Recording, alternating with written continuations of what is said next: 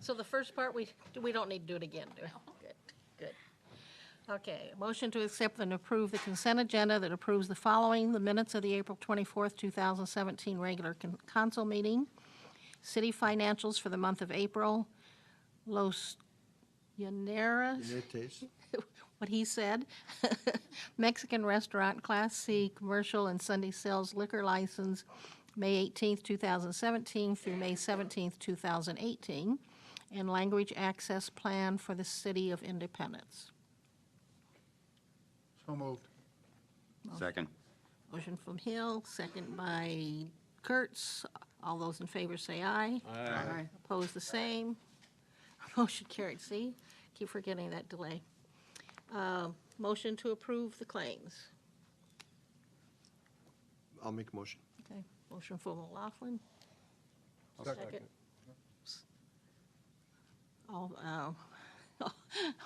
All those in favor say aye. Aye. Aye. How about you, Austin? Is he still on there? Austin, can you still hear us? Had a customer. Did we lose him again? Maybe we have to get another Pepsi. I think we still have a motion carried, though. Well, It was unanimous. Under petitions from the public, the Believe 5K Run Walk, Nikki Robertson here. If you want to introduce yourself and give us your address. Well, sure. I live in West Branch. Oh, Drive back here every year. So I'm in charge of the Believe Run. This year, the money is going towards girls' sports at the high school. It is May 20th, and the race starts at 9 o'clock. okay. Do we have insurance, everything else on that? I do. Where's that start at? It starts at the track, and it goes around Third Ward Park and then back at the track. Okay. Does anybody else have any other questions? What's the fee for it? The fee is $15, but you have to register by tomorrow. After that, it's $20. Can I have a form? Yeah. Thank you. You need to fill it out and give it to her tonight, or? Yeah, I do. You can give it to at the Civic Center. Okay, thanks. Can we have a roll call, please? Did I get my motion in second? Oh, did I get a motion or I second? make a motion to Thank you. approve it. I'm not with it tonight, you guys. Sorry about that. I'm in pain. We do have a motion second. You got that? Yeah. Okay, now you can do a roll call then. Hill, Yes. Hannah, Yes. Vaughn, yes. Take a deep breath. Grover, Yes. O'Laughlin, Yes. and Kurt. Here, yes. Thank you. Motion carried. Thanks a lot. And Thanks, I Nick. can regain. Next is a 5K walk run with Zachary Fischels. Is he here?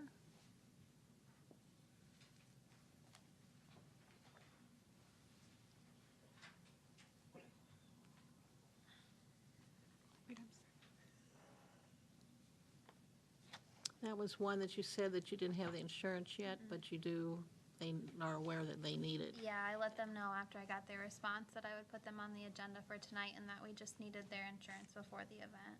Okay, and it's not till Saturday, June 24th. Yep. And that's for St. Jude's, from the looks of this? Yeah. Okay.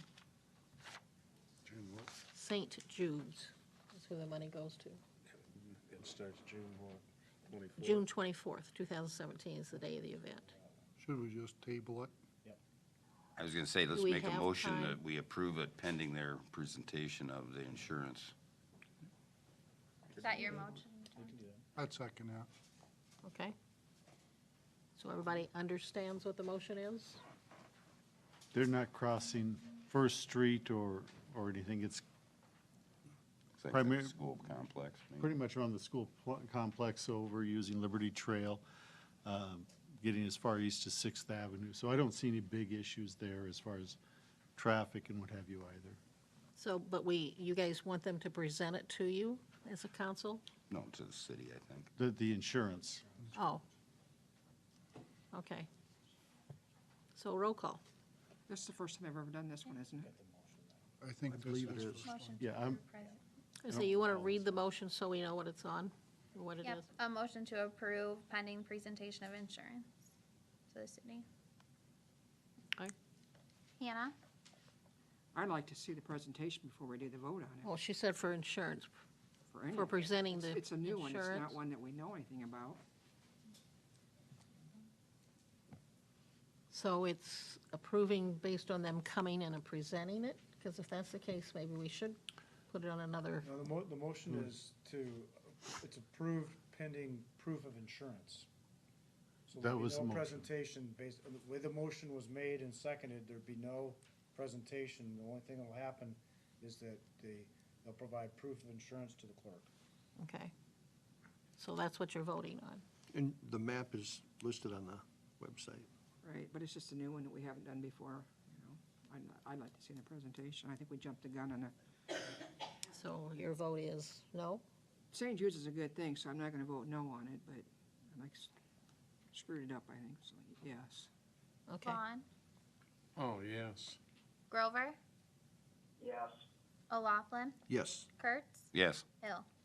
Yes, but I do think maybe somebody from that group could come and just talk to the council about it, like Deb's saying. Okay. We'll make that request. Next on the agenda is fireworks permit request from Mr. Anderson, Scott Anderson, for June 3rd, 2017, out at Heartland Acres for a wedding. And I don't believe he's here either. We made contact with him last week and he said he would attend, and then today he said something came up and he wasn't able to make it. He did say that we could call him if we had questions, but we didn't know if Austin was gonna be on the phone or not, so we didn't know the probability of that. This is the same gentleman that does the fireworks 4th of July for us, Correct. for the city. And Doug has looked it over and, gave his blessing on it as well. So you got insurance on that? Yep. That's on your Okay. thing. And what time of night does this stop? The permits say on them that everything has to be over by 10 o'clock. So they must be starting them pretty early then, huh? That's what I seen, I just wondered. Any other questions? You ready Make for a roll motion to call? approve it. Okay, I'll second it. okay. Roll call. Vaughn? Yes. Grover? Yes. O'Laughlin? Yes. Kurtz? Yes. Hill? Yes, Hannah? Yes, Thank you, motion carried. Next is Independence Celebration Committee.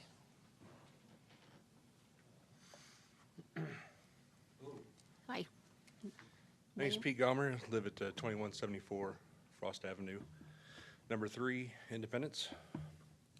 So I'm here tonight representing the Independence Celebration Committee to talk about the creation of the John Holland Impact Indy Fund. A little background on me, I moved here from Kansas City back in August of 2011. And John was the first person I met in Independence, actually having dinner at Bill's. We talked about different activities he was involved with in the town, and he gave me his card, which said professional volunteer on it, which intrigued me.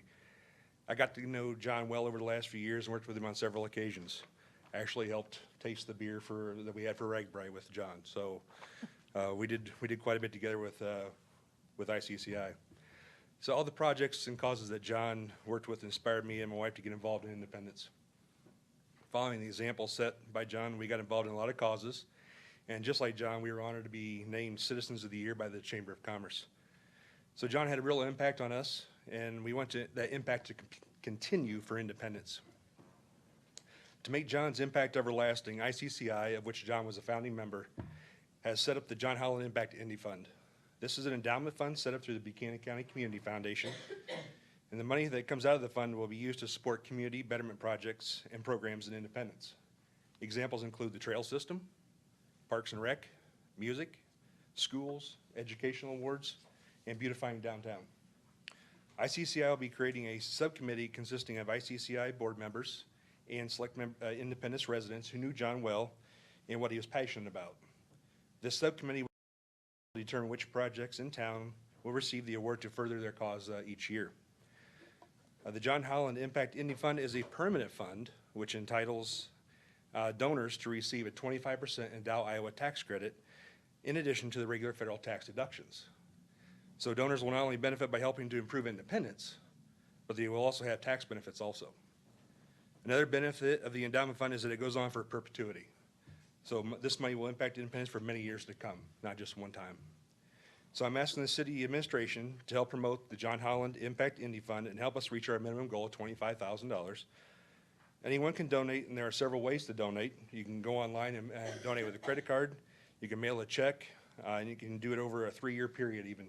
So if you don't have the $10,000 you want to donate now, and you want to do it over 3 years and break it up, you can do it that way too. So I've left some information with Gina, some fund flyers. That gives you a little more information about the fund. If you could put it on the website, I'd really appreciate it. I'm not sure if you guys do that all the time, but with John being a city council member and a big part of the city, I'd really appreciate if we could do that to get the information out to the city. I've left envelopes where you can put your donation in and send it in. It'll go straight to the John Holland Impact Indy Fund. And then I've also left some cards with more information about how to go to the website and check it out. Any amounts can be donated, doesn't have to be $10,000. No, any amount is appreciated. I don't have to. We, like I said, our goal is $25,000, so once that sits the appropriate amount of time, which is, I think, depends on when it's all donated, but once we reach that 25,000, it'll spin off 4%. So that's $1,000 a year if we get to our $25,000 goal. Obviously, the more we go up, the more that 4% goes up. So, I mean, that's every year. Once that fund is set and spinning off money, it's going to be every year, for perpetuity. So that's, the nice thing about the endowment fund is it's not just a one-time deal. So we can, possibly give an education award and do something in the city, $1,000, towards, whatever projects, and, primarily the focus, not just what John was, about, but, he was about independence. I mean, anything that helps the residents of Independence and helps beautify this town, John would be for that. So that's why we want to have the committee of some of our board members, but also of some residents that knew John to help, decide which projects get the money. Any questions? Can we put that on the website? Yes, we can. Okay. Does anybody have any questions of Pete on this? I Sounds think like it's a a great great idea project. for all John did for the community. Yep, that's a good deal. Thank you. Appreciate you guys doing that. I was going to have a check for you tonight, but I forgot it. I'm sorry. Not a problem. I will give you something. I appreciate it. Yeah, I said, any number is good, but, the bigger the better. I heard that. Okay, thanks a lot, Pete. Thank you. Appreciate you being here. Okay. Next one is Chapter 55, Animals. Teresa, I believe you wanted to come up. Quite as tall. Hello, my name's Teresa Mueller, and my address is 313 15th Avenue Place here in Independence. I want to start off with saying thank you for allowing me the opportunity to speak to all of you tonight. I know that this is a new topic for the council, and you might have a lot of questions about how similar cities have already changed their codes to include laying hens within their city limits. When you first bring up having chickens in town, your first response might be, if I want to be a chicken farmer, get a farm. Well, first of all, have you ever tried to buy an acreage in this area? There's so many inside deals before properties even get on the market, it's gone. The prices of land is also skyrocketing and makes it very difficult as well. I don't want 100 hogs, I don't want hundreds of cattle or even hundreds of chickens. I wanted 5. I wanted 1 per family member. We lost 1 baby chicken in the first week and decided to purchase 4 to give us a total of 8 in case another one had died. You have a very short window where you get a cohesive flock. My egg-laying chickens do not cause any noise disturbance, yet I'm sure all of us can admit to listening to a dog whine, bark, or even cry to be let back into their home, or even just at a squirrel. Chickens do not create any smell, but I'm sure all of us at one time or another have experienced or maybe even stepped in dog or cat feces in your yard, even if you don't own one. Cats roam free, and I also happen to have a farm dog that comes from Lucas Avenue, who's been coming to town for years. This farm dog has pooped in my yard, ripped my child's pool with his paw, trying to cool off on a hot summer day. And I've caught him and did the neighborly thing to do. I called the owners and let them know that he had gotten to town again. People feel that it's a farm dog and he can go wherever he wants. Does it make it right? No. But do I formally complain? No. Some people look at their pets as an actual family member, and I don't laugh or make fun of them because I don't understand that type of closeness or relationship. But I do ask that you give me the respect that my family cares for these chickens. They are not a family member, but a well-cared pet. I understand when they are no longer laying eggs that they will be eaten by someone, just not my family. They each have a name, and they have funny characteristics that identify them. My family hangs out with them. We play with them as our pets. We have an extremely clean coop. I have neighbors that are anxiously waiting for them to start laying eggs. I have neighbors that are here to support us and those who couldn't make it express that in their support.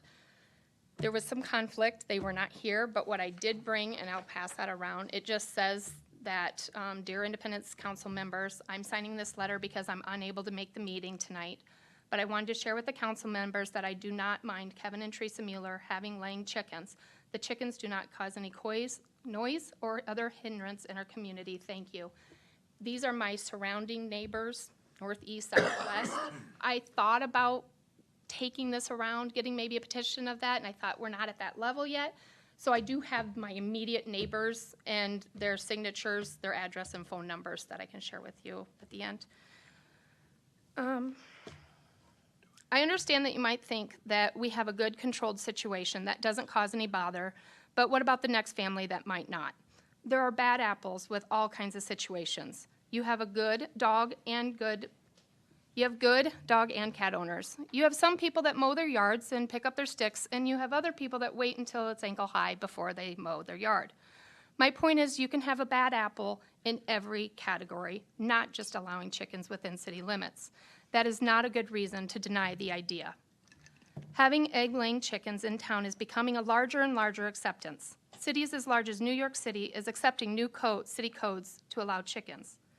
The idea of community gardens at one time was unheard of, and now they are widespread. Community gardens have made fresh food more attainable.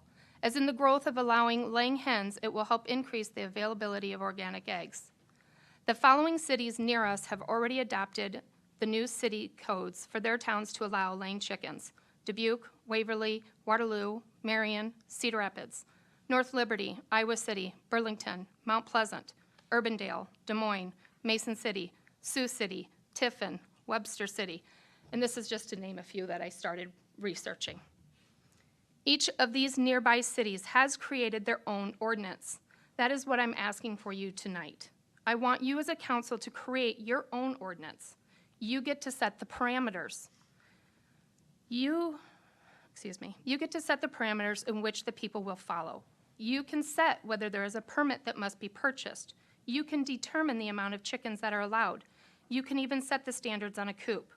Each town gets to create their own parameters of which the ordinance and the rules that are not being followed, the owner is then fined and possibly lose their rights to have a chicken. I thank you again for the opportunity to listen to me talk about my pet chickens and our desire to have the City of Independence to create a new ordinance to allow egg-laying hens in our city limits. I was born and raised in Independence, and I appreciate the process that needs to happen. I want to first and foremost apologize for not taking the right steps at the beginning. I honestly did not know that it wasn't a city ordinance at that time. So please consider the positive outcomes of a new ordinance, and I hope that we have your vote tonight.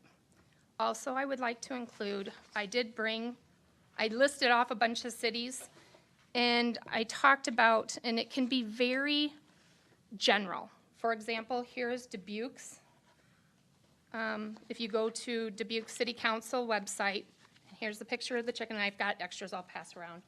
And there's, is very general, that hens only, male chickens or ducks not permitted, allowed for egg production only. And it's an extremely, very loose general one. And then there's other ones that are a little bit more guided. But that's in your guys' hands to decide how loose or general you want or how specific. Whereas I have Marion, which they adopted theirs April 7th of 2016, so last year, shows they had a much more, as you can see, it's several pages with the permits, with the zoning, and a little bit more specific details, and you could go that route as well. So I'm just asking you to consider it, to think about what general directions you guys can set the parameters, and that we want to follow that. We are not trying to be rule breakers. We're just trying to ask, please take that into consideration. Oh, these are my immediate neighbors.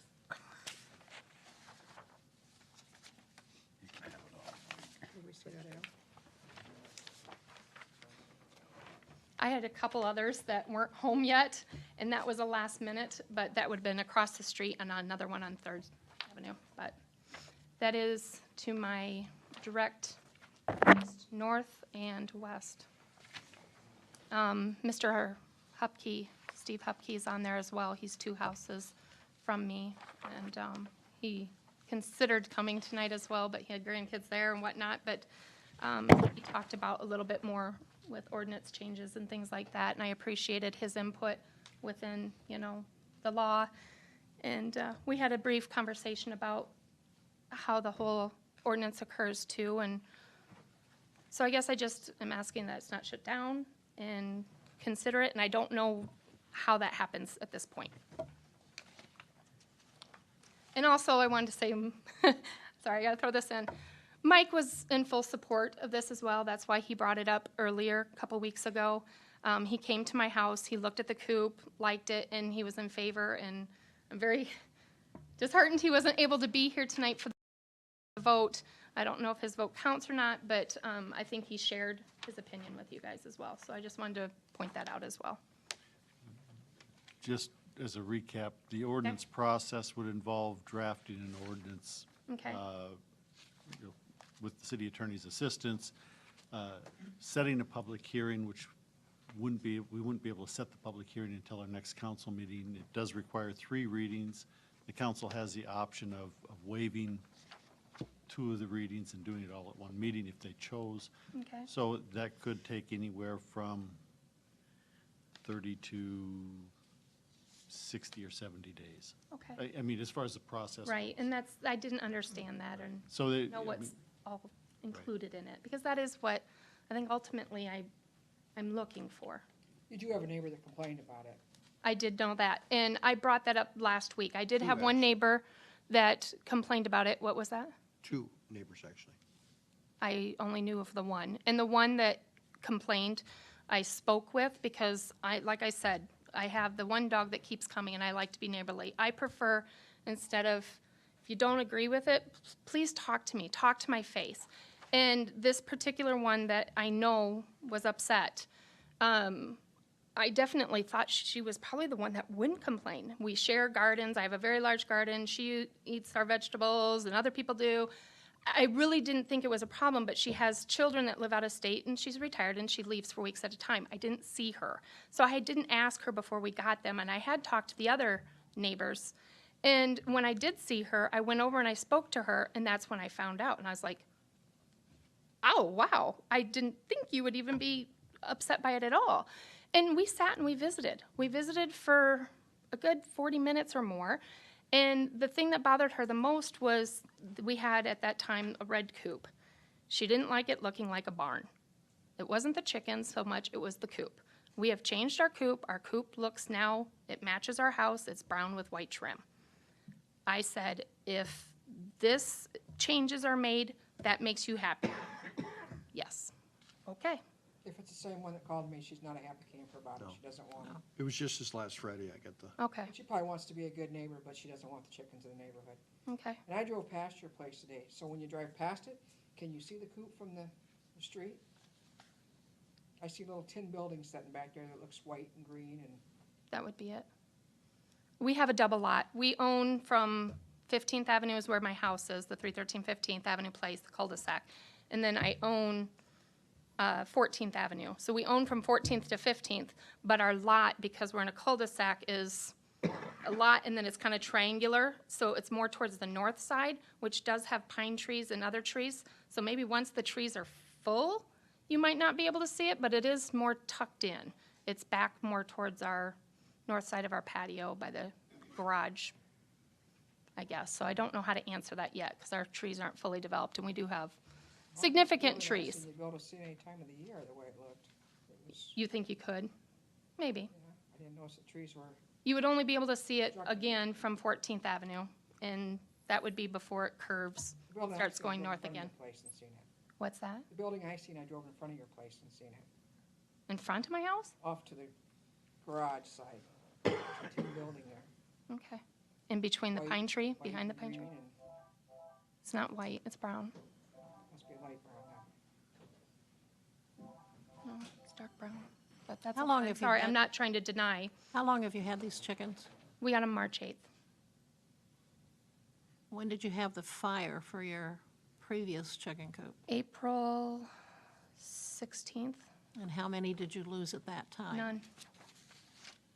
We didn't lose any of them. We have one that was burnt on both of its wings pretty badly. It lost a lot of feathers. There's like bone shards. We had some that had singed eye feathers.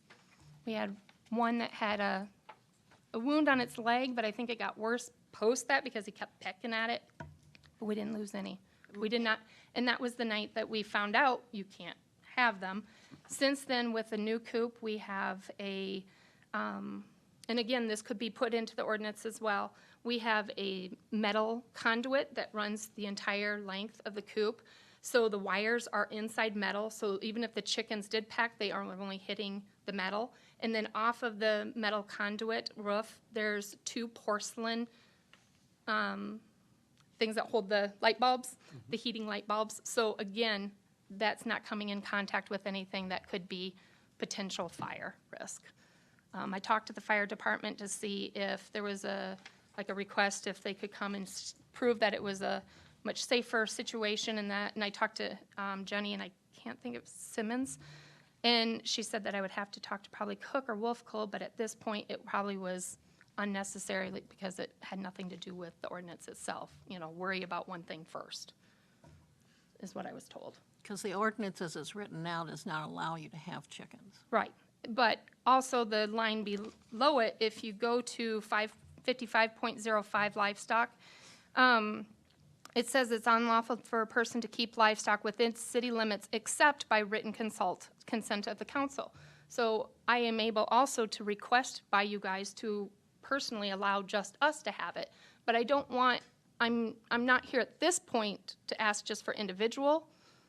I'm asking for the city ordinance to be changed. Now, obviously, if that doesn't pass, then I would like to come back, and I'm going to point out that the consent of the council would allow to give individual people the right. It also has, and I know we talked about this last time, and I'm not seeing it highlighted on my sheet, but it talked about, oh, here it is, the pets. It says kind of different kinds of pets that people may have that might not be seen as typical pets. And it talks about rabbits, gerbils, hamsters, mouse, parrots, canary, finch, etc., snakes, turtles, gecko, or iguanas. But then it says including but not limited to, meaning you also have the right to say that my pet chickens are my pet. So there's 2 other ways that I view that my chickens could be accepted. 1, they could be accepted as a pet. 2, they could be accepted under your 55-05, under livestock. It says within city limits except written consent of the council. But I think better than that would be to actually change the ordinance itself, like many other cities around us are doing. I have a question. Okay. When you spoke last time, you mentioned that the primary concern was that your children had become attached to these chickens. Yeah, our whole family has, definitely. a chicken has a fairly short lifespan It does. compared to a dog or a cat. My question is, now that you know that you can't have chickens, once the lifespan of these chickens has passed, then your children, they don't have the pet chickens. No, but our plan But was your to plan continue is to to get, continue yes. to get chickens even Yes. though you know you can't have chickens. No, So even no, if- no, so I'm not so, going to. no. If it's against the city law or rules, I wouldn't have. And if I So- would have known it to begin with, I would have started with this So process. if the council were to give you the ability to have these chickens till their lifespan ends, Okay? you're not going to bring in more chickens if No. we don't change the ordinance? No, I would not. Okay, I just wanted to clarify. No, I would not. And I honestly, born and raised here, I am a huge, I don't know what you all know about me, but, you know, I work in the school systems. That's all I've done. I am a huge part of our community. I'm not out to deceive you guys. I honor and respect each and every one of you and your decisions. Do I want you to say yes? Of course I do. I mean, yeah, but I will honor that. As a council, we got rid of the pig. I don't know how we can allow chickens when we got rid of the pig. I know, and talk about bad timing of Jamie having that. But- And also I have a know, five-year-old you know, grandson that wants chickens and has chickens. And I told him, you're not gonna get the chickens in town. Grandma and Grandpa, his other grandma and grandpa, they have a farm. The chickens stay out there. Do you have a family member, a friend you can take them to? I mean, we have, technically, I guess, if you guys, I don't know, again, if you know my family name, but my mother's maiden name is Quinn. So Ann and Bill Quinn, who used to work at the post office, they live at my grandparents' Century Farm. But do I want my chickens out at their Century Farm? It's my aunt and uncle. No. So can I mean, I'm trying not to lie to you. Yes, I have an aunt and uncle that live out on the Chief edge. Dallenbach did some research on Yes, this, he did. on several of the other cities that had done it. And, you know, maybe it's something we want to have a committee look at. But the thing is, on each one of these ordinances, it says they're urban chickens. It's never, none of them say anything about pets. Chickens. Right, and that's what I'm saying. I But- want a urban, that's egg-laying chickens, and that's what ours are. Ours are gold stars. Sorry, I was looking at my husband. Gold stars. There was an oops, they accidentally did give me one broiler, but they're for egg-laying only. Brown eggs. I bought the smallest breed. They're supposed to be the most tame. That way I didn't want my chickens scaring my kids. My mother grew up on a farm, and she hated the job and was scared of her chickens and scared of the rooster. Well, we don't have the rooster. I picked a small breed. I picked a friendly breed. We have chairs. I don't know if you came and hung out in our backyard, and I would welcome you I'd to. like to do that. But we have chairs in the back, and we have monkey bars from an old swing set in there because they love to roost. We have like a playground set for them. We sit in there. They come up and hang out with us. We pet them. They let us pet them. We have, bread treats, and, I know it sounds weird. I know it sounds funny to some, but you can look at their feathers, you can look at their certain beaks, and they have characteristics about them, and they're funny. And yes, they do only live a couple years. We're well aware of that. Yes, a dog is going to be around for 15 years, and cat as well. Parrots, 50 years, We're not ignorant to that, but we were hoping to continue to get another flock and accept that next flock as well. Our children know that, we're gonna eat their eggs, they have chores, they help us clean the coop. We clean the coop every day, we water them every day, feed it every day. We have a garden that we use for feces for, help our garden out. And we'll enjoy the eggs. Everyone else, surrounding neighbors and friends are excited about the eggs. And when their life is passed, then somebody will enjoy them, just not us. I mean, we know the way life cycle works, and we don't deny that. We're not that attached to them as far as not knowing that they're protein. Looks like you've done quite a bit of research on this. We have. And all those towns that I listed, we have looked at each one, but I didn't want to overwhelm you with 12 different ordinances. What we chose to do is show you the Dubuque, which is pretty laid back, and the other one to show you that it was a little more specific. You guys get to pick that.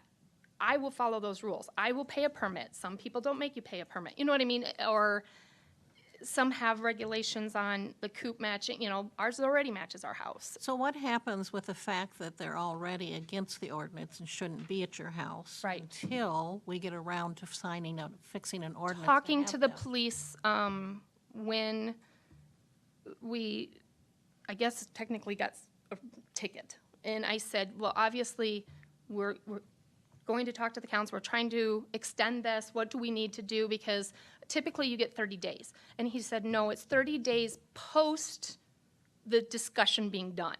Now, whether it takes us 2 months, 3 months to possibly create a new ordinance, if ultimately in that time, at the end of 2 months or 3 months, however long it takes, you say no, done and over, end of discussion, I have 30 days from that point to remove my chickens.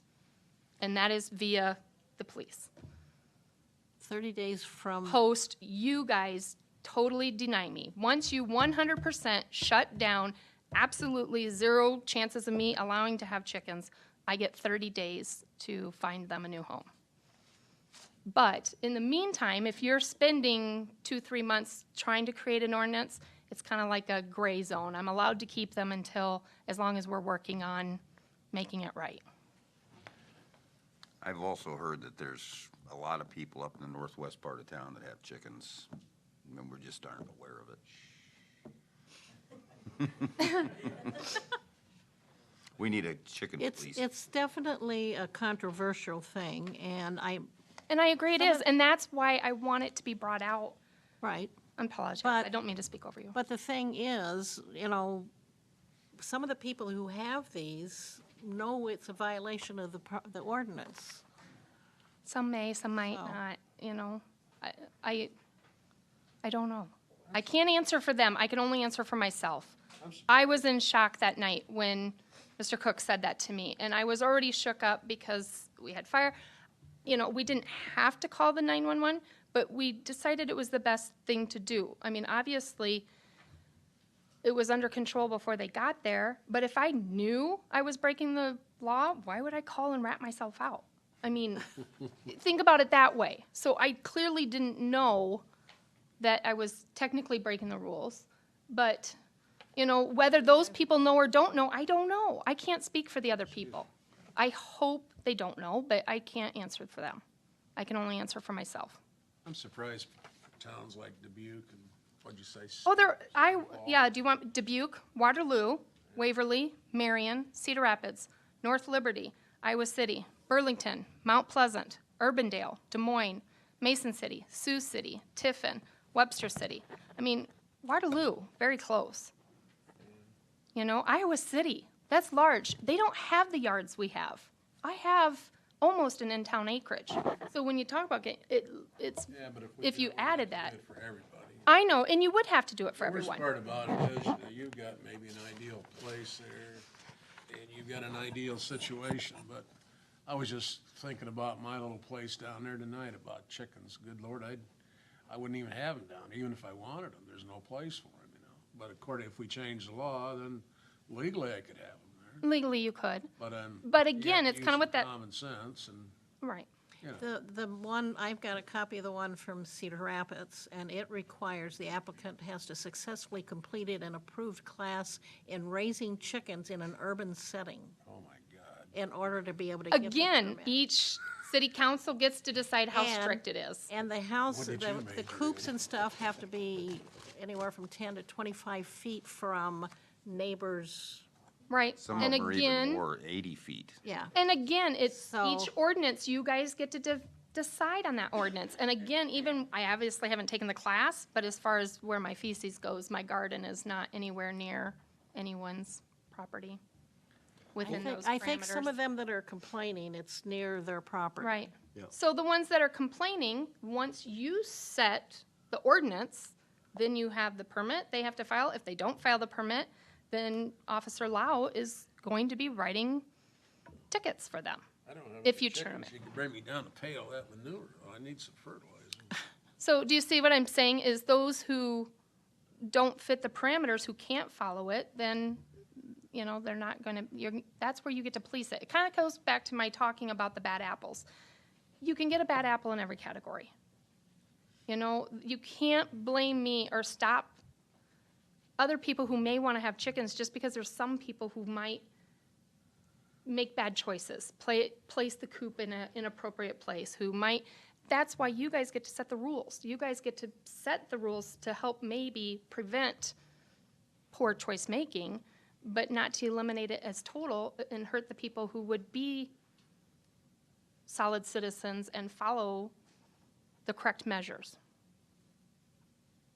Well, if we followed the one from Marion, it would be very, very restrictive because the pens have to be located at least 10 feet from the property line, at least 25 feet from an adjacent dwelling, church, school, or place of business, and also they need aviary netting or wire over the top so they can't fly. And I have all of those. A lot of your I know, zoning- but within your parameters, they would have to follow it. A lot of your zoning regulations would also be similar to that. Sure. Mike will have chickens in his neighborhood. Some of them also have an ordinance that limits to 4 chickens per family, per property. Yeah. It's been as many So how do as- you choose out of your 8 chickens, which ones you get rid of? If they're If that's so-called what you pets? choose. I mean, obviously, I would hope you would pick like something like 12 and under. I don't know which city you found that says 4 and under, but, you know, again, I would hope that your count would be slightly higher than 4. Mayor, I would suggest, I mean, we have a current ordinance enacted and on the books. If the council has an interest in taking a look at other options, whether you do it through one of our standing committees or, you know, some other mechanism, if you have an interest in looking at that. But really, the question is, are we, for your request, willing to consider an ordinance that would modify our existing ordinance? And to be fair to Teresa, I think the real question is, are we interested in having that conversation? Yes or no? And you Not have to be some- blunt, but No, that's kind of it. what- I appreciate, I'm good.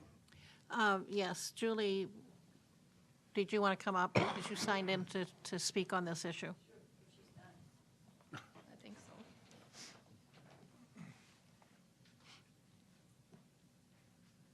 My name is Julie Clammer. I live at 511 Second Avenue Northeast.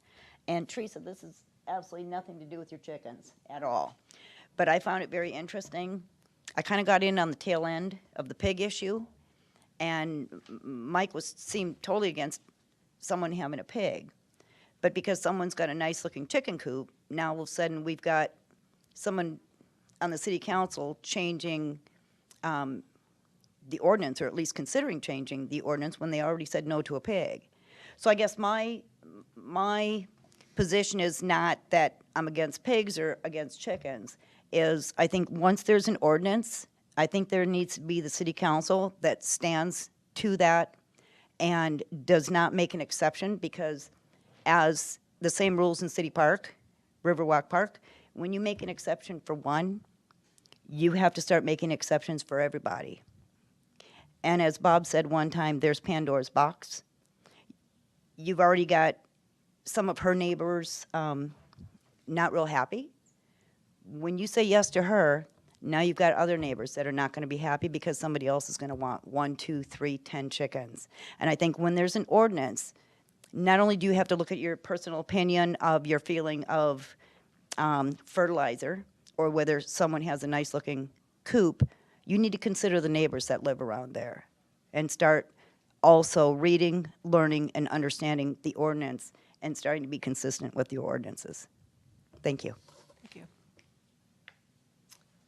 Dustin, did you have something on the topic?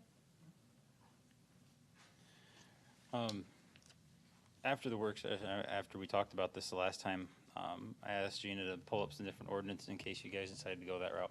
So I believe, I say I don't have your guys' access to what you guys had there, so she put a couple of them on there. One was from LaPorte City, one was from Glenwood, and I don't remember where the other one. North Liberty. They're different types of ordinance that allow chickens in the city limits, but it gives you some are really strict to the sizes of their coop, how many they can have, and I believe one of them was the one that actually said only 4. To how far away from somebody else's property line that they need to be. Some of them even required a license annually with banding of the chickens. Yep, every year. I read through a couple, and some said that you had to clip the wing so the chickens couldn't fly. So I mean, you had multi different things that you could look at to go into chickens. My opinion, chickens and hogs or pigs are completely different, where a chicken you can put into a coop, you don't really have to mess with it too much. As long as you have everything taken care of, they're not very big, they're not in the way.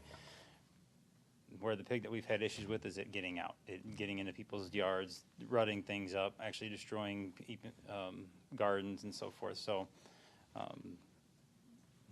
I don't see them as the same, and a lot of more cities that you see are allowing chickens in their city limits. I'll never have a chicken in the city limits. I don't ever care to have any. But I said, it's just, I had her look them up, put them on there so you guys can see what different towns and what they're doing.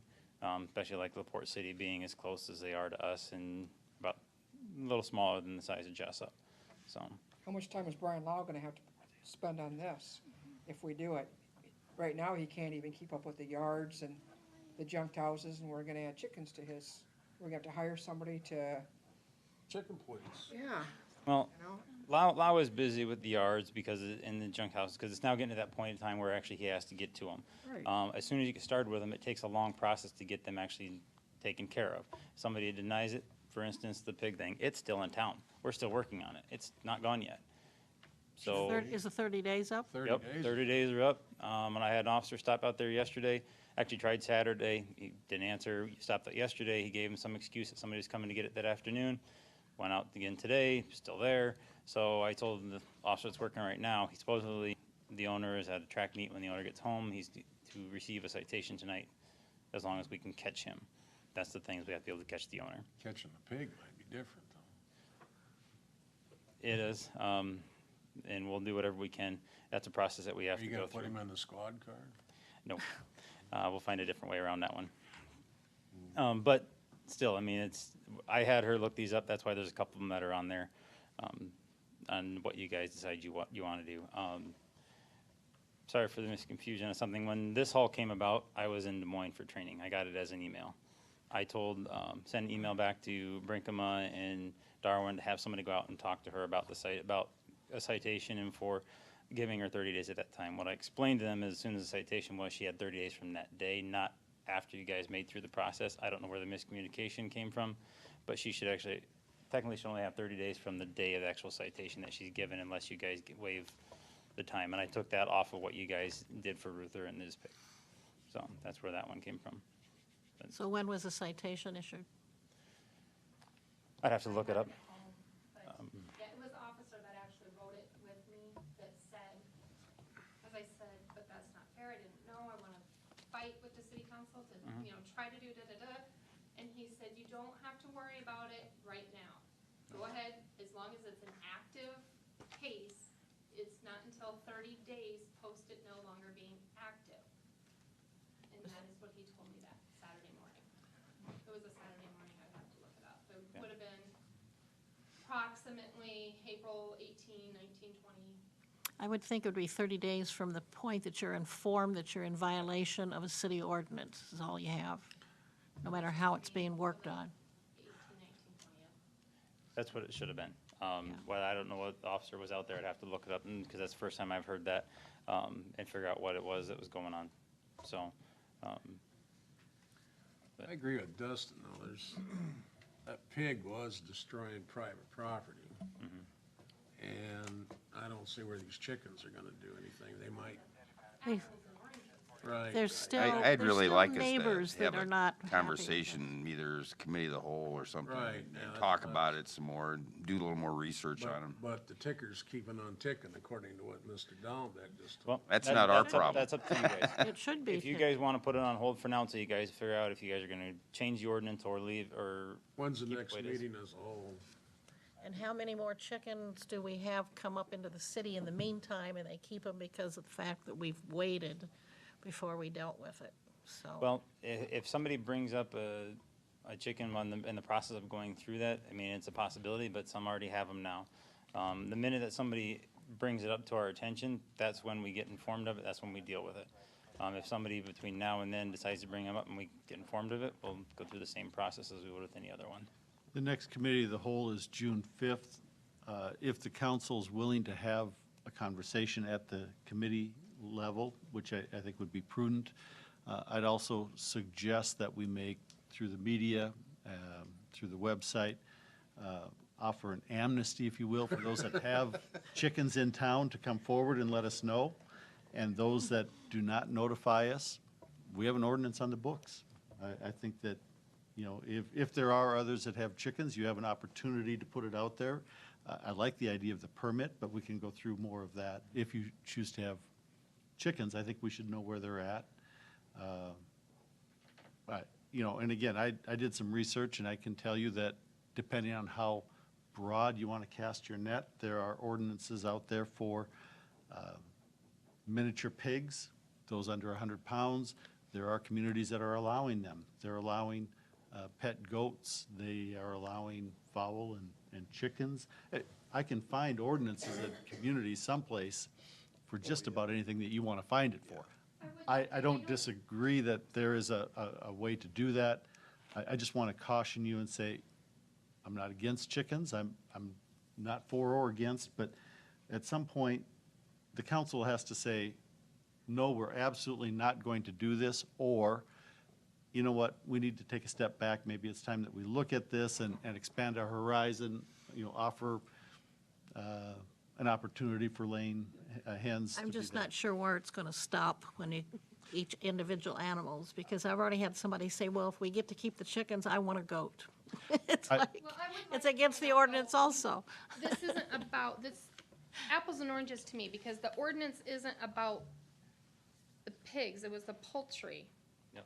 You know, and poultry's only the poultry, not, The ordinance doesn't allow the pig either. They love their I know. pig as much as you love their chickens. I know Jamie did, I know, but again, and I apologize. You got to figure out when Should it Probably not stops. use his name, I didn't use the last, but bad timing.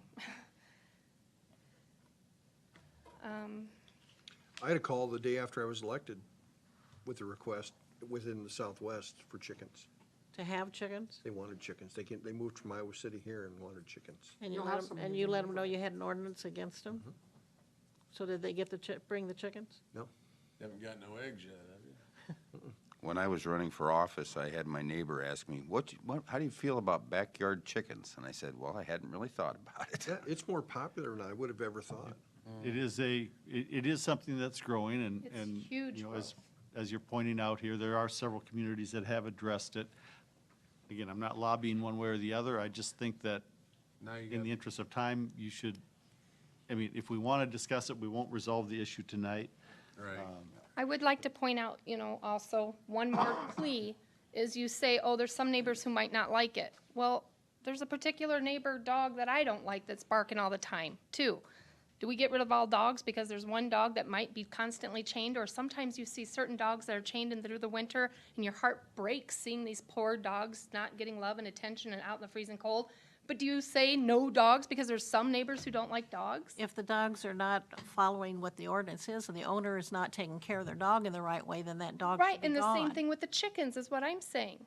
There's some neighbors who just don't like dogs, period. But we don't say no dogs. Just because there's some who don't like dogs, No, is what I'm trying to say. I might not like, Steve Hupke has a dog. What if I hate his dog? I can't stand his dog. But I think we should ban dogs, because I don't like his My dog. problem with this is, had you come to us and said, you found out you couldn't have I chickens. know, I wish I would have. My problem is that you are now, you knew you couldn't have the chickens way, way back, a month or two ago. I applied that Yeah, that I- weekend. I know. That Saturday that I was served by the police, I talked to Mike, that Saturday. But I'm just saying, it bothers me that you want to change the rules after you knew what the rules were. Had you moved the chickens out of town and then came back to us and said, hey, I found out I can't have these chickens, but I like, you know, my kids like these chickens and I want to really fight to get the ordinance changed, but I have moved the chickens out of town to go by the ordinance. With all That- due that- respect. That's what I'm saying. Okay. Now, the problem comes in is every time somebody does something that is against the ordinance, against the law, and then comes and says, well, I don't agree with it, so let's change it because I have been cited for it. Right. If you would have, in my book, a lot more credence. And I if you- respect If you that. had moved the chickens out and then came back and said, we really are looking at wanting to have chickens, we had them, but we found out we couldn't have them, we moved them, but we really would like to have them, and now can you work with me, and can we get an ordinance change?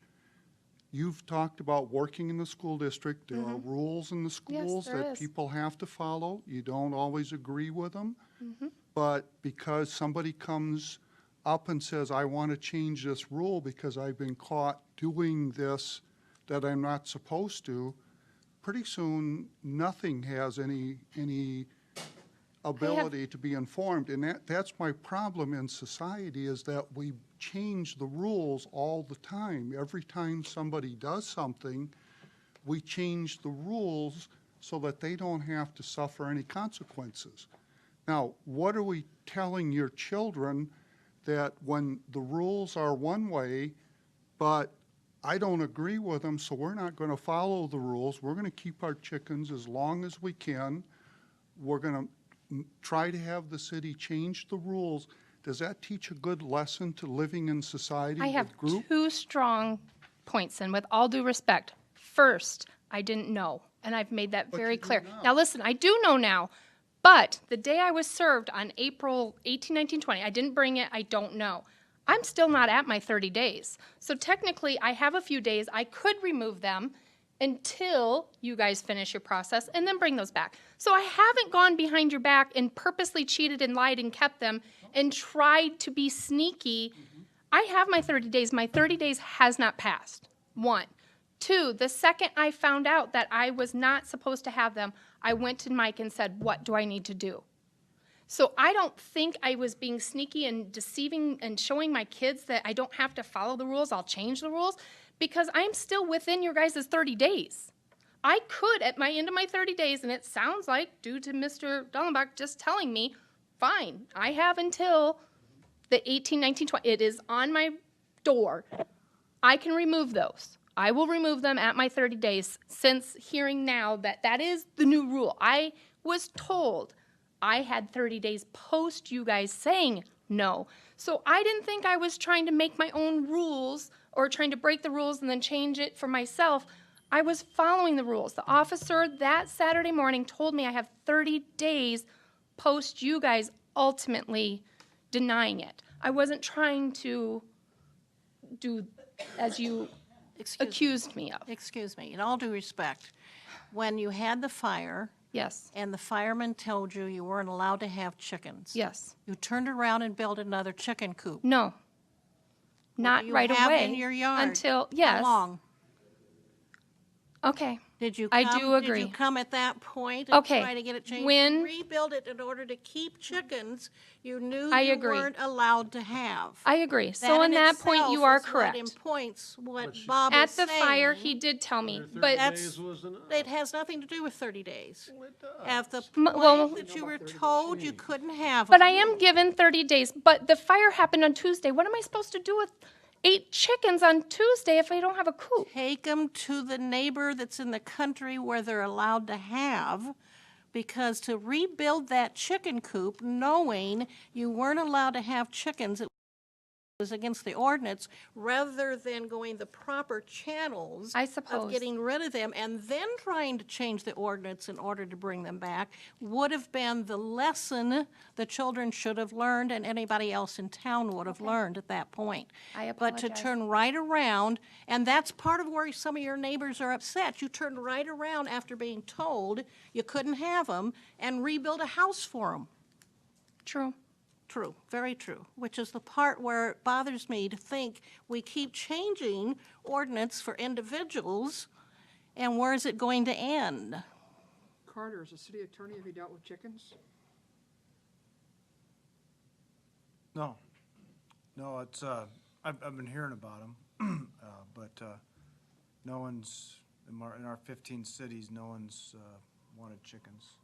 And to refer to cities them don't as have pets ordinance in for it? order to get more and they just sympathy of keeping them don't have 'em. bothers me also. I don't When all use the it as ordinance sympathy. say urban chickens, not one of them refers to them as pets. But these ordinances refer to them. No, they don't refer I to. think Cardinal don't. was making a comment here. We have a bigger problem. I'm not gonna have a sympathetic magistrate when I go to cite the pig guy and prove up that he's in violation because he has a pig in town, if we have chickens floating around that are not being cited. And so, the only remedy I see is that get the chickens out of town, and then At the end of my 30 days. yeah, soon. I mean, technically, the 30 days is something that the cops are being gracious about. That's not, doesn't say that in our ordinance. No, I actually gave the pig thing was like 2 weeks, and the council changed it to 30 Okay, days. Yeah, That's where we okay. yeah, but I'd say get the chickens out of town because we can't, unless you guys do something, we gotta prosecute her. Otherwise, the magistrate's gonna ask, how come we're picking on pigs and not chickens? That's right. And so. I'm fine with that, as long as, I guess I'm still requesting, that still hasn't been brought up, whether you're going to consider making a new ordinance. Well, it's up to them. They may not, they can do it in a month, they may do it in 6 months, or they may do it in 10 years. They may never do it. We have an ordinance committee that's meeting right now on a regular basis to going through all our ordinances, see if there needs to be any changes to them. Okay. So when the one dealing with these animals comes up, I'm not sure.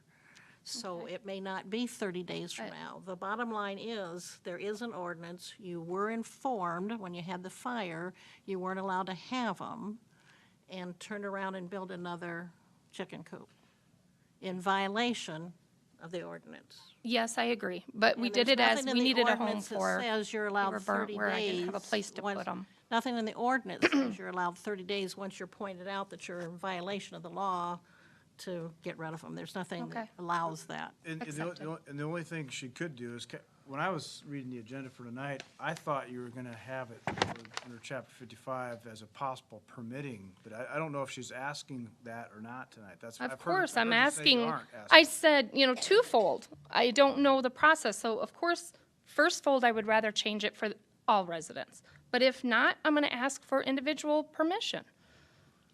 I think it's better to change it and fix it for the entire city and obviously address it now as an entire city, because then otherwise you will have the next person, the next person, the next person. You're not gonna wanna keep giving individual permissions. So I'm asking to look at the ordinance. Now, if it doesn't pass, I'm still gonna come back and ask for individual request, I Well, guess, no, then. what I'm saying is, if you wanna ask for individual requests, you better do it tonight, Okay. because otherwise. Well, may I please otherwise your keep my are chickens gone. tonight? I would make a motion that she has, from the 30 days ago, whenever it was, she got her citation to get the chickens out of town. And we put the topic on our next committee as a whole agenda to have a discussion about it. And that way we can all do some research on it before we meet, decide what we're going to do. But we're not going to get anything accomplished tonight. No. I second it. Can I ask again, was that June something? Al mentioned the date and I don't, June 5th is a committee of the whole. That would okay, be the is next- that Which. committee no, only? You were at the last one that we had, but normally we do not allow people from the audience to speak at Right. the Mike meetings of the. mentioned my name and that's, said, do you want to throw in? Yeah. And I just want to clarify what John is saying, what I think he said is we are asking Chief Dallenbach to enforce the ordinance as it's written, as the citation is issued, and not offering or not authorizing the exemption or the exception per Chapter 55.05. Correct. And this will be on the next committee meeting for discussion. Okay, I just want to make sure everybody's clear on that. Are you doing 30 business days or 30 calendar days? I just want that 30 clarification for We'll Dustin. do 30 days. business days from the date of the citation. Calendar days from the day of this, not, Yeah, just a minute. There are very, very different between the business day and the calendar day, and I don't think our citation is clear. I've gone to court where somebody, it was 5 days, somebody thought it was business days, so when we go to court, he said, oh, I thought it was business days, it wasn't, my time wasn't up yet, which actually gave him 2 more days because of business days compared to calendar days and so forth. So you need to specify that in your ordinance of what you, or your motion. I think you go by business days. I think that would be prudent. And that'll take me to end of May, possibly be in June. I'll have to count. would you like to repeat that motion, Gina? I will try. It's giving 30 business days from the date of the citation for the removal of the chickens and placing the ordinance review on the committee of the whole meeting for June 5th. Everybody understand? I think this needs a roll call. You know, Okay? I didn't hear, was there a second? Yes. Was Yes, that Danny, second. Sorry about that. Yeah, Ready? ready? Kurtz, Yes. Hill, Yes. Hannah, Yes. Vaughn, Yes. and O'Laughlin. Yes. Is Grover still on? Mr. Grover. Oh, Grover. Yeah, I'm still here. You weren't in your seat. I got out of order. Grover. He said yes. Okay. Okay. Sorry. Motion carried. Teresa. Thank you. Thank you. Moving on, under hearings and ordinances, we need a motion to set the date of hearing at 6:30 PM on May 22nd, 2017 for the adoption of the amendments pertaining to Chapter 180 Airport Zoning of the City of Independence Code of Ordinances. What day was that? May 22nd, our next council meeting at 6:30. It's gonna be an open hearing. It is a public hearing, yes. I'll make That's that just setting the motion. date for the public hearing. Second. We have a motion and a second. You want a roll call on this one? Yes, please. Vaughn, Yes. Grover, Yes. O'Laughlin, Yes. Kurtz, Yes. Hill, Yes. Hannah. Yes. Motion carried, thank you. Next, under new business, T-hanger rent. Motion to increase the amount of T-hanger rent to $100 per month beginning July 1st, 2017.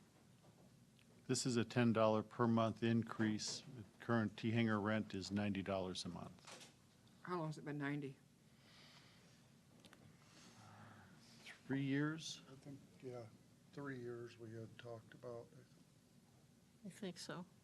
I'm not sure. We don't have any record of it? Yes, we have a record of it. I don't have it off the top of my head. I apologize.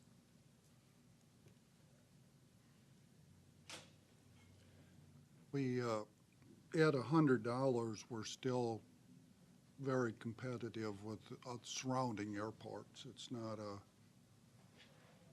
outlandish raise to go up $10. One of the things that we're going to have to address at some point with the airport is we're going to have to start budgeting for repair work and items that need to be done out there. At this point, I don't know, I believe this money is used for that type of work. And we do have repair work. We've got metal sheeting that needs to be replaced. We've done some roof work over the last couple of years. So,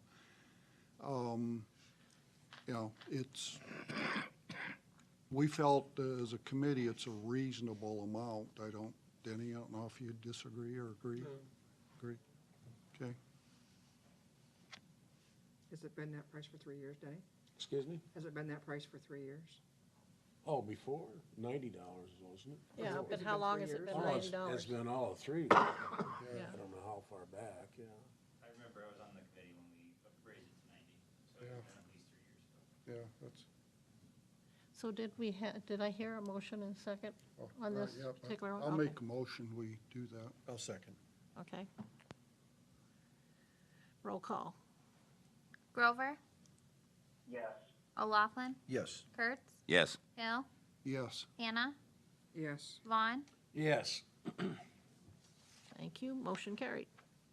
Next is motion to reduce the amount of Building 2 electrical vault rent to $175 per month beginning July 1st, 2017 to Jim Connell. I'll make that motion. I'll second it. Okay, any discussion? Just in reference to this, I think this is a fair price to charge Mr. Connell.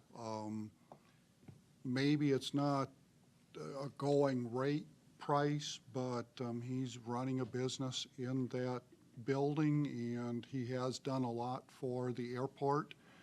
I think the city can afford to do this easily. And my understanding is this dollar amount will remain in effect until he either sells the business or it goes out of business or whatever. But as long as he's renting that, we would do the 175. If he retires and one of his relatives runs the business, does it If still go he's out there? of the business, then we go back and look at what the market value would be on that. Okay. Need a roll call on this one, too. O'Laughlin, Yes. Kurtz, Yes. Hill, Yes. Hannah, Yes. Vaughn, Yes. Grover, Yes. Thank you. Motion carried. Next on the agenda is the Iowa Water Wastewater Agency Response Network. We need a motion to approve the agreement with them for disaster recovered preparedness. Can I interject? I received an item in the mail for $6 or something per month with regard to like an insurance policy or some type of protection. Is that associated with this? No. No, completely different. Okay. This is a mutual aid agreement with other water, wastewater providers around Iowa. In essence, service providers in the state are in the process of creating a network to help each other recover should you have a natural disaster or something that takes your water or wastewater system down. Again, it's a mutual aid agreement. There's no requirement, and Gina did double check for us, and I appreciate that we can respond if we have the ability to. There is no obligation to respond if somebody else is having an issue and we don't have the manpower or the ability to. However, if we have a need, it is there for our benefit. And so really, there's no risk in it, but we do have to have a mutual aid agreement with each of these communities or service providers should we need them. I think maybe during comments, if Al could talk about that other issue.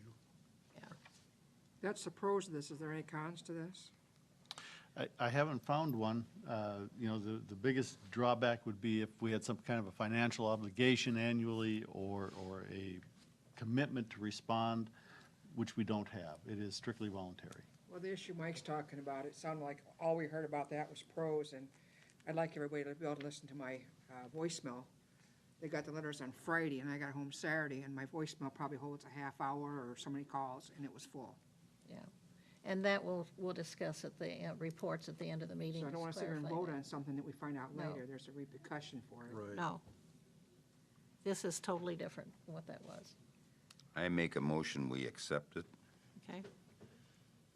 I'd Do I have second a second? Okay. Roll call. Kurtz, Yes. Hill, Yes. Hannah, Yes. Vaughn, Yes. Grover, Yes. O'Laughlin, Yes. Thank you. Motion carried. Next is the Independence Police Department, Buchanan County Sheriff's K-9 Agility Training Course. We'd need a motion to approve that is to be located out at the wastewater treatment plant property. Yes.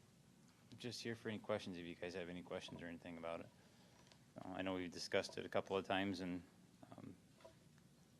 you guys have seen what the proposed cost would be from Spawn and Rose over in Jessup. That was the K-9 donation fund that was paying for all the Correct. cost. The sheriff's department will pay for half of it, but yeah, the other will come out of the donation fund. I make a motion, we approve it. How much was that cost? 2,000, 2,700, I think. yeah. 2189, if That was just kind of materials, wasn't it? Yeah, that was materials. The rest will be put together by, either we can put together, we actually have a whole, plans and everything that show us what the dimensions of all it needs to be built and so forth. Yeah, 2189. Who would actually do the construction? Either we'll do the construction ourselves, or Officer Cass, who's the one that started this, said he has a couple people that are volunteering to do the work to put it together.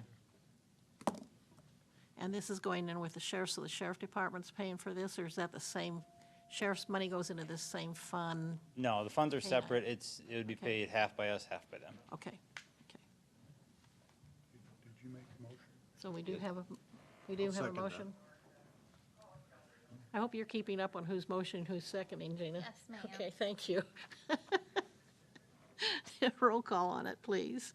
Hill, Yes. Hannah, Yes. Vaughn, Yes. Grover, Yes. O'Laughlin, Yes. Kurtz. Yes. Thank you, motion carried. Thank you. Now we're down to reports. Do you want to start with the one about all the letters that went out for the things? This, I believe the letters you're referring to is the service line warranty program that is supported or recommended, if you will, by the National League of Cities and also with the Iowa League of Cities. It's a voluntary program. If you want to sign up to protect your water line, there is a fee. A monthly fee, I think, is $625, and there's an annual fee that's a little bit less if you do it all at one time. And it covers your water line. Should you have a water service line break, not the water main, but from the main to your house, you as a homeowner are responsible for it. It pays for repairing the street, because if they have to dig up the street, you're responsible for that. It will cover up to $4,000 of street repair. It will cover up to $4,000 of service line repair. And it covers, I believe, $1,500 for, or up to $1,500 for a sidewalk, should a sidewalk be tore up in the process, which is not that uncommon. There is no deductible.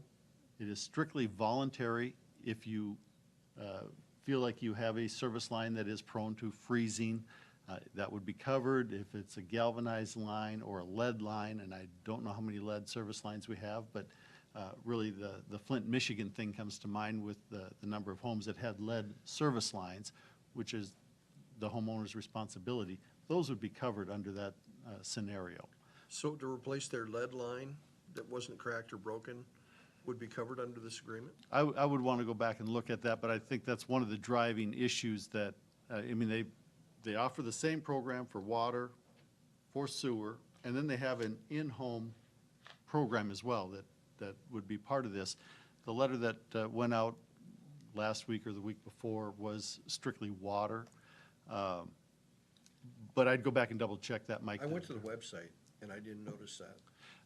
I'd verify it. I know that the Flint, Michigan issue was a big Driver. part of, hey, let's start with the water line. So I won't say that it is Yeah. covered up. I'd go back to the policy. Sure.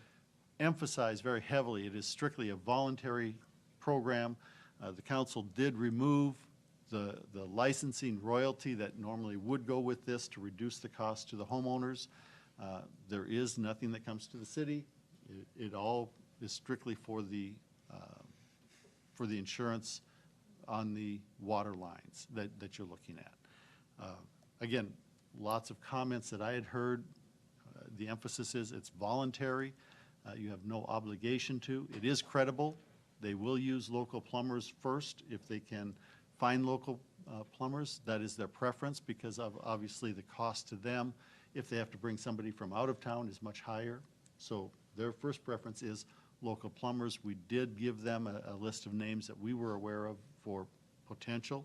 That's between the service line warranty folks and the plumbers to work out, that arrangement. So down the road, will they be getting something about everybody in town about the sewer lines?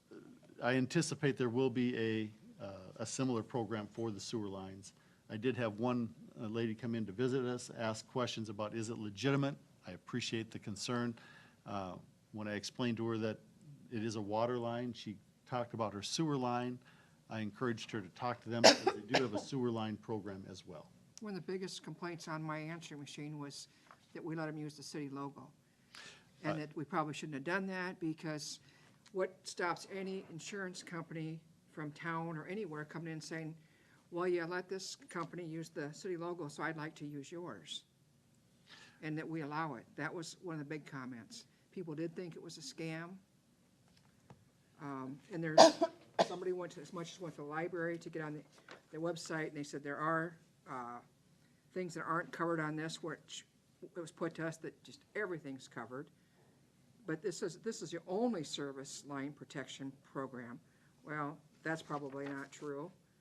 And it says, by enrolling, you represent that your water line is in good working order. Do you know if your water line's in good working order? We don't know that. So are they gonna come and say, well, it wasn't in good working order, we're not gonna pay it? It doesn't cover acts of God or insurable causes? Well, It's an independent company, and I sit back and think that this was put to us in a positive way to vote on it. And I think every 7 of us, I couldn't find it, but I think all 7 of us voted on it. And when I sat and listened to those messages for a half an hour, wow, we screwed up. That's what I thought. We screwed up by doing this. Well, I think your exceptions are largely due to the fact that if you have something that's covered by your homeowner's insurance, there are certain activities or certain situations where your homeowner's insurance is going to cover it. Yeah. But they do not cover all of the things that the service line warranty program But will some of cover. the people were going to check with their homeowners' policies to see if they could get it in there, rather than getting this. And they're saying, you know, and then your signature's on it, so we've endorsed this as a city. And they're very unhappy people. We have offered it as an option to the citizens. I understand I would that. concur with that. Part of the program, and we had a lengthy conversation, and Carter was involved in reviewing that topic about the licensing fee and whether or not we would charge that or should charge that. I remember the conversation, but everything was on a positive note, and we heard nothing negative. But when I sat home and listened to my answering machine, wow. Well, I'm not sure what the negative part is as far as being City logo. optional. Yeah, Letting the I got company this- use the city logo. I got the same thing. How many people are we going to allow to do that? People Well, that's- addressed me and asked me what the city was doing selling insurance, and I said, well, we're not. Well, your logo's right there, it said Independence right on it, you know, and it came in an Independence, Iowa envelope and the whole ball of wax. They assumed it was from us. Well, then after they realized it wasn't from us, then they wanted to know why we were loaning our logo out to somebody else. Well, again, going back to the conversation about the logo, one of the options, if you will, or one of the requirements that they have is that they use the city logo because there are other firms out there that are not reputable. There are other entities out there that are scamming it. It is the credibility of the program that they're relying on, and that's why the city council, first of all, must approve it. And we spend a fair amount of time talking about that in advance to say, here, this is something that we would support as a credible program.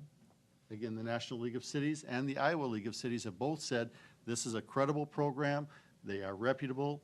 We did do some research on it. I won't tell you it was exhaustive, but those folks that we have talked to, they do pay their claims, they are responsive, and they do use local service providers wherever they can.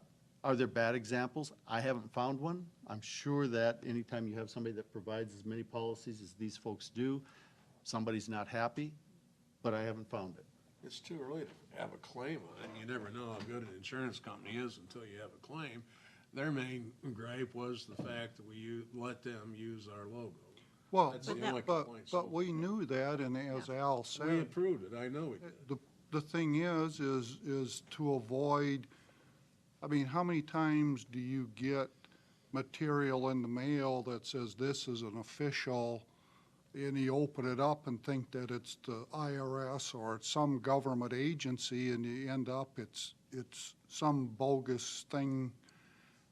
you know, I got the same letter. They called me. I didn't get a high-pressure sales pitch. They just said, did you get your letter? He called you? They followed up with a call, and I just said, hey, I'm not interested, I don't want to do it, and they said, okay, and that was the end of the conversation. There was no high-pressure sales pitch. So, I mean, I think what if I remember right, a lot of the conversation at that point is we had come off a very bad winter with a lot of frozen pipes, and people were suffering some really heavy costs. And this group, as Al said, it was the Iowa League of Cities, the National League of Cities. I think they brought in some communities that, in Iowa that had good success. I don't feel bad we used the city logo because that gave our seal of approval that, yes, we thought they're reputable. And But if an insurance company comes in here if I don't think they're reputable and and asks if, to use our city logo because they want to sell something, big thing like this to people, are we going to give it to them? if they don't have the backing of the League of Cities and the Iowa League of Cities, and if they can't bring in credentials, no, we're not going to let them. This was a one-time Most of our deal. locals would do us a good job if they offered us something. So are we going to let them use The the city locals will do the logos? service, but the locals aren't the insurance companies, and a lot of our local insurance companies don't sell this type of insurance. But do we know that? Do we check it out? People are going to check it out that called me, so I've not heard the feedback on that, so I don't know, but it was just, I was just kind of mind boggled on 'Cause Saturday. it I was, listened to the when we had messages. that at one of our meetings and voted on this, wasn't it covered in the paper from our meeting, I think, as What far month as did it we being talk a, about this and vote on it? and then we also had it on our website. This December 12th, if I'm not mistaken, is when this was discussed at the council level. Probably 80% of the people don't even know we have a website, Benita. Well, we did have a discussion in the paper. I believe John covered it in the paper at least once. It's been on our website. It's been on our Facebook page at least twice. And most recently, it was out there prior to this letter coming out, saying, hey, this letter is coming out. Be aware that, you know, you're going to get it. Now, I'm not saying everybody has a Facebook page. I understand. But we have tried to keep people informed of this as we've gone through. But it sure hasn't slipped through under the dark of night. You voted for it, Pride, Deb. That's what I'm saying. I kicked It was myself to before our vote on it time, because John. it's like, all I heard was the pros out there. And I do think when sitting here, we all voted yes on it. And I never heard any cons. And then all of a sudden, when I get home on Saturday and I listen to my machines, I'm thinking, we really screwed up. Can you imagine though, had we not promoted this and we had a bad winter and somebody got wind of this program was out there, that for $6 a month, I could have saved thousands of dollars in problems and we didn't do anything about it? I hope we would have had more phone calls had we not offered that to our citizens. We didn't say they had to take it. And that, with the city logo on it, the best thing for them to do is to call City Hall and say, is this legit? And they have. And they I'll tell you what, if, at my house, if I didn't know that I'd already had my water line replaced, it's under a brand-new driveway. And if that was an old water line and it broke, that whole new driveway would be gone, just trying to get to the water line. So it might be worth it to some of these older residences. I think it's a personal decision they gotta make, but at least they have an opportunity to make that. As long as it's credible, it's a viable option. and Right. Just to dig from the street, from the house to the street's gonna be at least 2,500 by the time you get everything up and out of there, and then you put a new pipe down in there. Then you got your, like they said, sidewalk, your concrete in your street, or your whatever type of surface. And I want to emphasize, not only for the council, but for anybody watching, this is strictly a voluntary program. There is no obligation to participate. If you think your water line is in good shape, you should not necessarily participate. If you've got a new water line or you know, something that's relatively new, there's no reason to, unless you suspect that you might have a claim down the road. But it is a way to protect yourself against a very expensive, sudden expense, because usually water lines don't give you a lot of warning.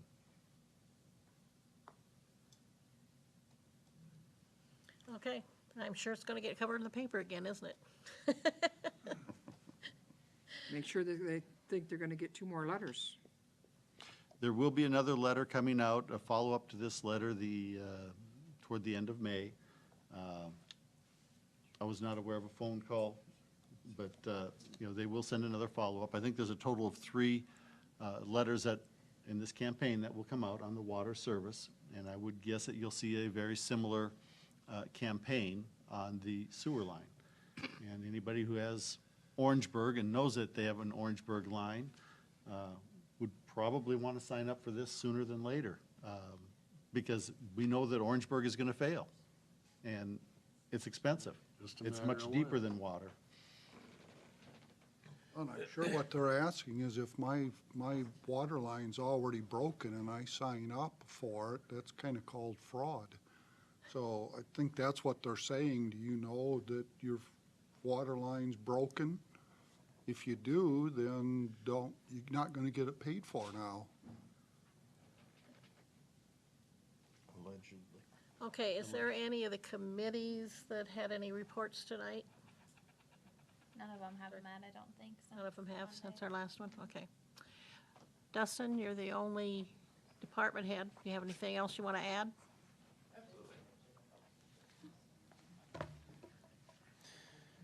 All right. Over the last couple of weeks, we've been pretty busy with the police department. Sorry I missed the last council meeting. I was actually in Des Moines. I'm the now certified firearms instructor for our department. So I get to put them all through training every year, a couple of times, make sure that they're all qualified to where they need to be. This last week, Officer Cass was actually testing for his DLE certification for the K-9. He got back, I believe it was Friday he got back. Sent me a nice email about how everything went. They really enjoyed it. He learned quite a bit, different things of water techniques for dogs biting in water. Most of the dogs, they bite on the arm because that's where the sleeves are and so forth, but taught different techniques of biting the legs and the shoulders and stuff, other things they need to do. Overall, throughout the training, they had competitions. He got second place out of 19 dogs, so he did very well for himself in the department. Does spend a lot of time with his canine and so forth, and does a very good job. While he was gone, he contacted me. He'd like to host a decoy school here this fall, sometime around September. What it is, it's through DLE, who he's with now. The decoys are the people that take the bites from the dog so the dog can train. There hasn't been one in this area for a long time, so he'd like to have that one here. So we're going to start looking at that and see if we can come up with the area that we can do so, the hotels and so forth, to get everything in order so that we can actually bring some of those dogs into the area and actually have something, kind of an event here to show off what Independence has. Today, Officer Isley did ALICE training at the courthouse. The county has an ALICE trainer as well. They helped us with the schools when we went through that process. So in turn, Officer Isley was helping them with the ALICE training actually at the courthouse. So the courthouse was shut down today. On the 17th, Officer Lau will be headed down to Des Moines for certification on the radar LiDAR training. Our radars is what we use for speed. LiDAR is another tool that we don't currently have, but we will be getting one hopefully this next year. When we have somebody new like Officer Schuyler, when he gets done with his training at the academy, he'll have to come back and go through some training with Officer Lau, make sure his radar certification or radar is up to date and that he gets certified on that, so that way when he's out on patrol, technically you don't have to be certified and running a radar, but it helps you when you go to court. So that way, hey, I was certified, here's my certification, this is what I went through, this is what it takes, and so forth. It's not required, but I like to have it out there. He is certified in it. Lau is certified in it now, and he's going to be recertified. It lasts for 3 years.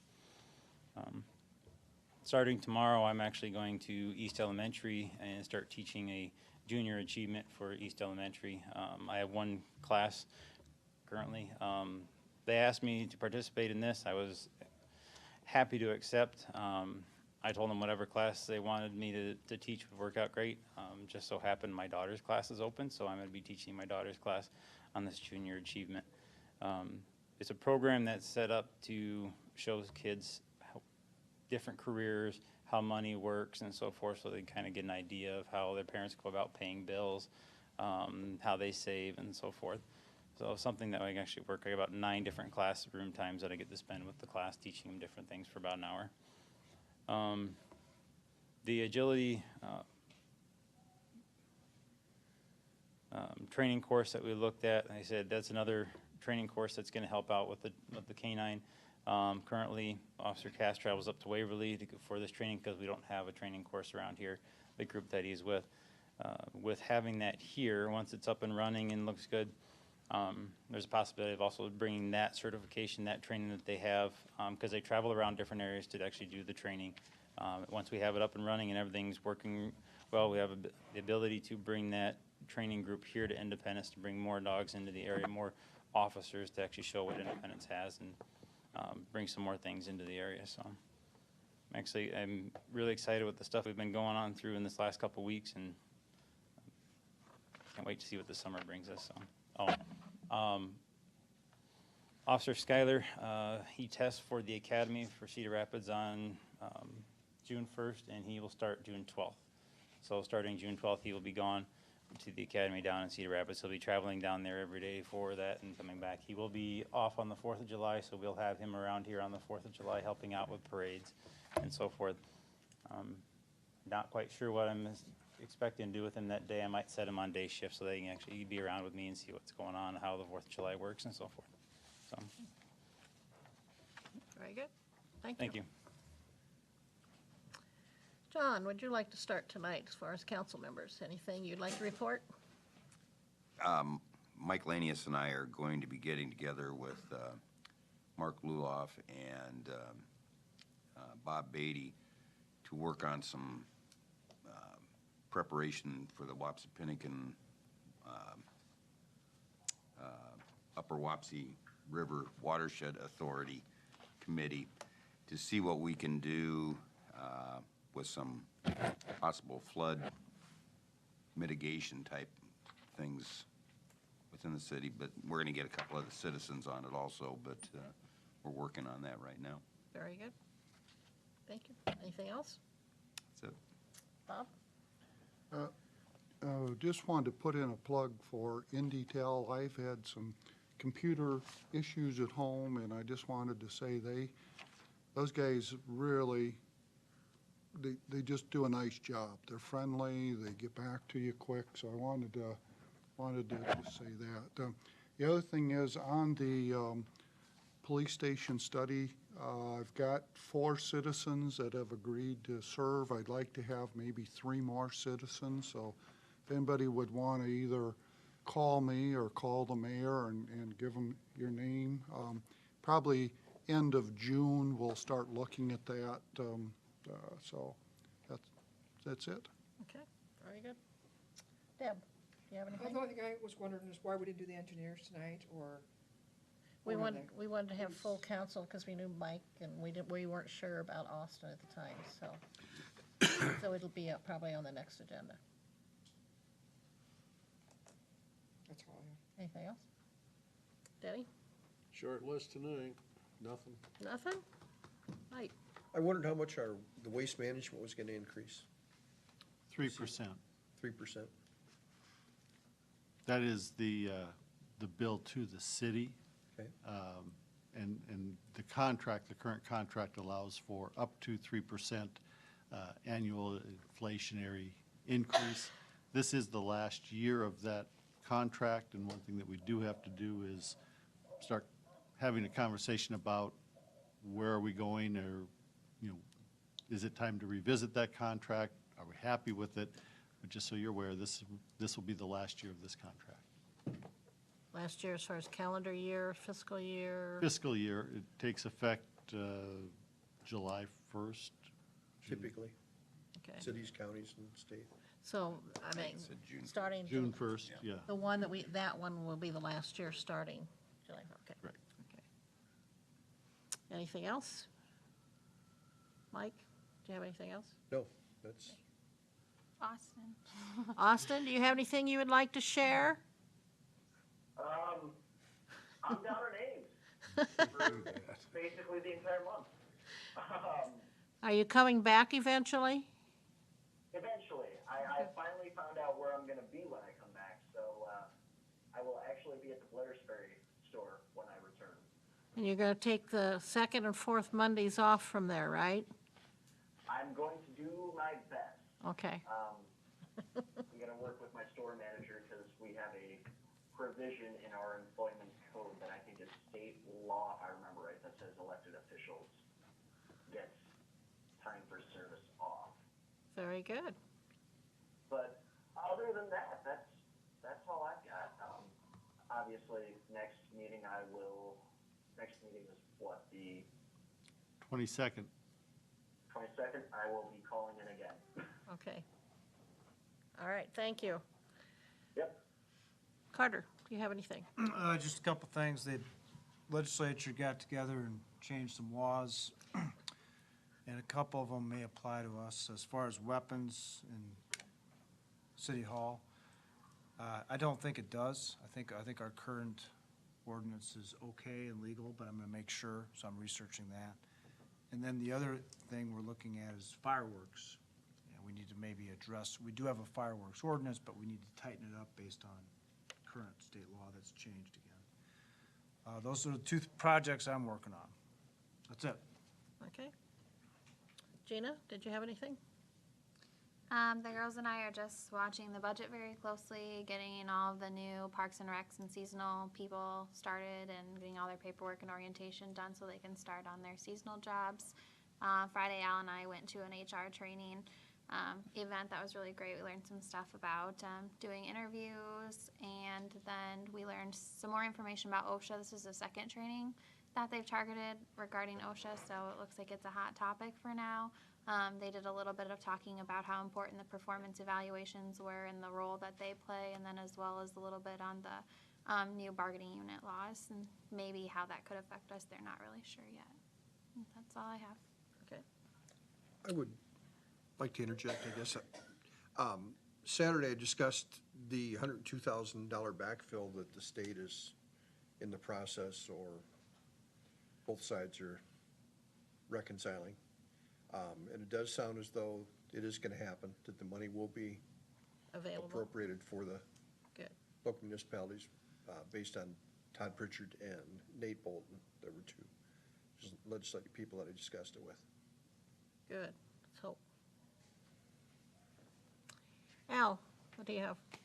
I think we've covered most of what I've got. I will tell you that I believe Thursday, they're going to be fixing the water leak on Highway 150 South.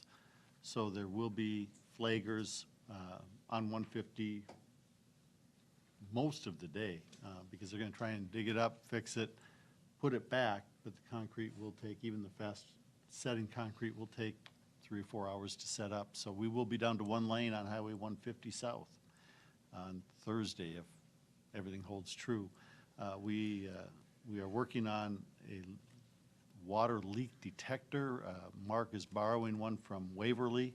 Rural Water Association has the equipment that we can borrow, and I think that was the closest one to check on this leak over here on Fifth Avenue and Second Street Southeast.